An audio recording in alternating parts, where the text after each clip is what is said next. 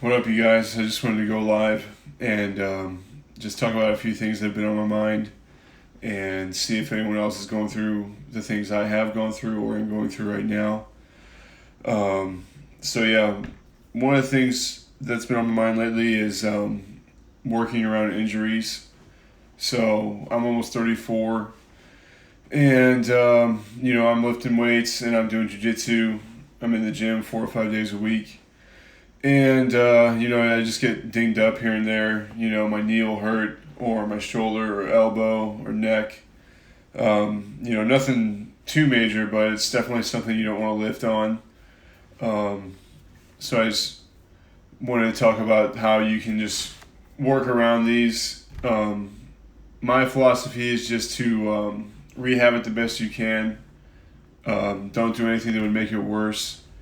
And definitely do try to work around it because if one little thing is wrong with you and it might be painful or you just can't really do much with it, you can still work around that.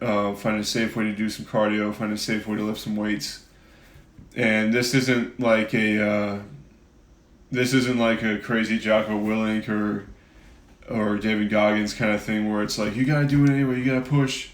I mean, if you can't go, you can't go, straight up. But what I'm trying to advocate for is if it can be maneuvered around, you definitely should, because you want to keep your body in motion. You want to keep that habit alive. And you want to flex that muscle of, oh, yeah, I'm the kind of person that goes to the gym more often than they don't.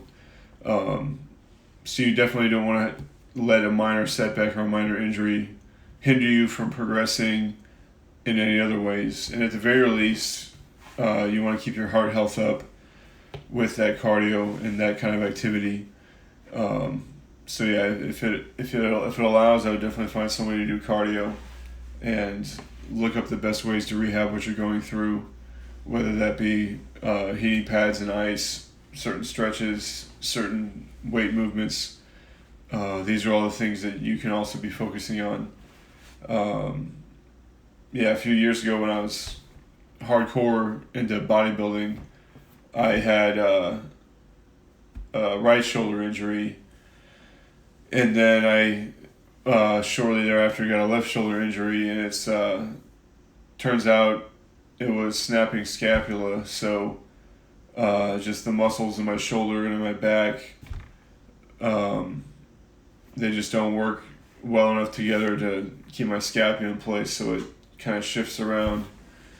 And I got an x-ray, and it turns out the three bones that are supposed to connect here at the shoulder, one of them is kind of just like floating. I was just born that way. So I kind of have this like floating support system here, and my muscles had to overcompensate, and that's what resulted in the injury. And that was 3 or 4 years ago, maybe even 5 years ago at this point. So since then, I haven't been able to do heavy barbell bench, military press, anything straight above the head or straight out from the chest. So I've had to work around that, and I still consider my chest like a pretty good balanced muscle with the rest of me to this day, because I was able to adjust and do dumbbell work. Dumbbell presses, especially at the 45-degree wrist angle, takes a lot of pressure off that scapula, and really focusing on the mind-muscle connection, keeping my shoulder blades like really, really tight behind me when I do these movements. So it's those adjustments I made to my lifting style that allowed me to work around and kind of adjust to my shoulder injury, because if I would have just stopped altogether, I'd be, I don't know where I'd be. I don't want to imagine it. But, I was able to work around it, so I did what I had to do. I went to physical therapy for about 4 months, I should say. And it helped, but eventually I just knew what I had to do. So, to this day, I've just had some flare-ups, but every time I had a flare-up, it was when I was trying to be cool and do the flat barbell bench, and then you end up sore for like 3 or 4 days, so it's not a good time. and not to mention all the shoulder work I can't do. So yeah, since I can't do heavy shoulder presses, which I really want to do, I love them so much. I miss them. I really wish I could do them. I can't even do them just like light with the bar, even just that low repetitive. It's the repetitive motion, whether it's heavy or light. It's gonna mess up my scapula. So now I have to favor. What's up, Jimbo? Now I have to favor dumbbells in those movements as well, and it allowed me to think about my posture, build up my traps, build up my delts, all sides, rear delts, and then my lats.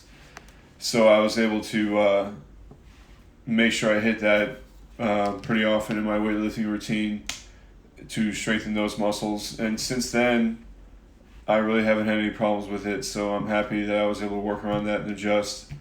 And I would like to know if anyone has had a similar experience or if they're going through a similar injury right now.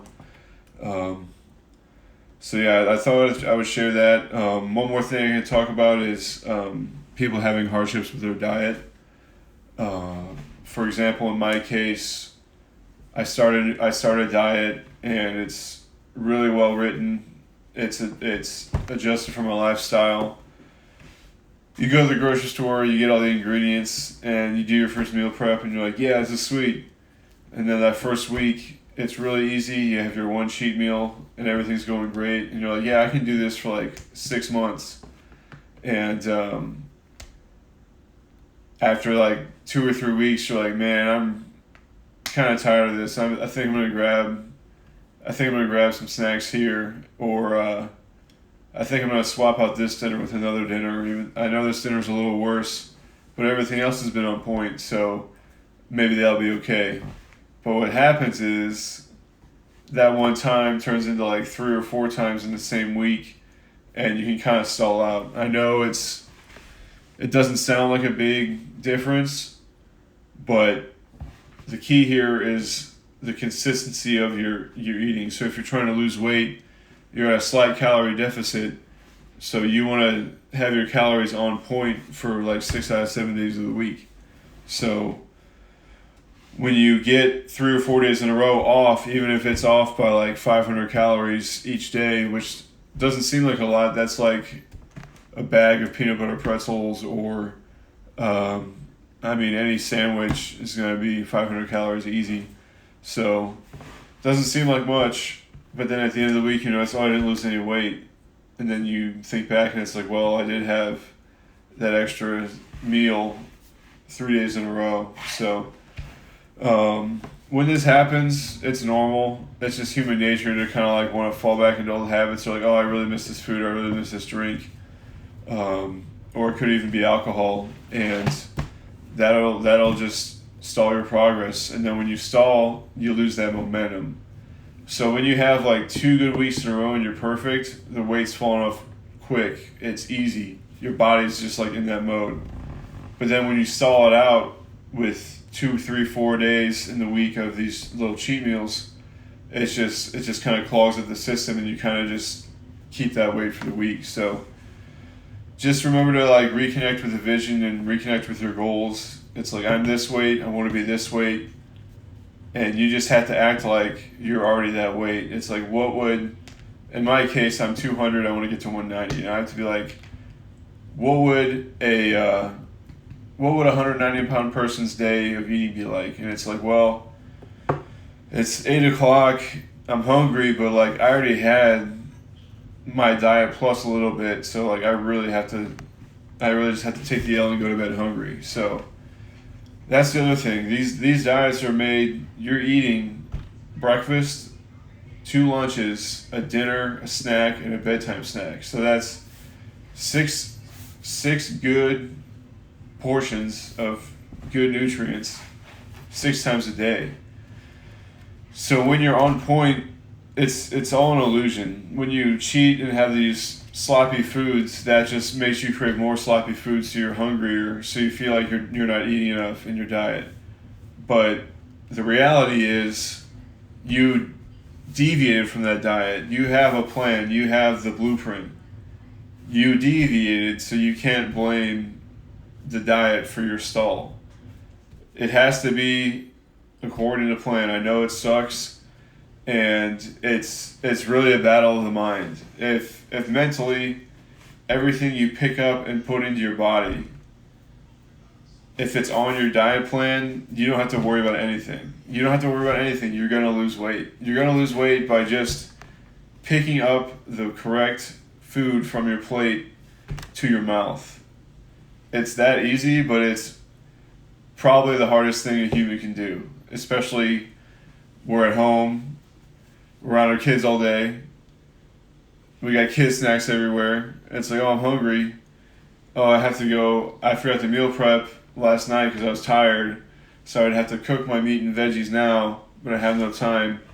So it really is a battle of the mind, and you have to, if you know your day is going to be wrecked by parenting and work and gym and everything life throws at you, you have to be ready the day before. So, for example, Sunday night, it's like 8:30, I'm done for.